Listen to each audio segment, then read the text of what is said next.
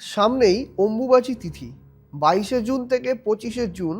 22শে June প্রবৃত্তি এবং 25শে June রাত্রি 3:41 নিবৃত্তি অম্বুবাচী তিথি। এই যে অম্বুবাচী বিশেষ তিথিতে আপনি কি করবেন যাতে আপনার জীবনে উন্নতি হয়, আপনি জেনে নিন সেই তথ্যগুলি। এই সময় ধরিত্রী মাতা কিন্তু ঋতুমতী হয়, তাই জন্য প্রচলিত তথ্য অনুযায়ী এই সময় কিন্তু লাঙল দেওয়া নিষিদ্ধ আছে।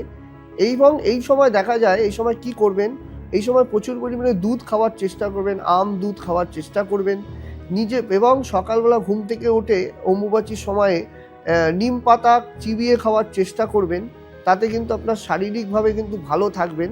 এবং অম্বুবাচীর যোগে যারা গ্রহদোষ খণ্ডন করবেন, সেক্ষেত্রে কিন্তু আমি কিন্তু বিশেষভাবে কিন্তু এই তিথিতে কিন্তু গ্রহদোষ খণ্ডনের ব্যবস্থা করি।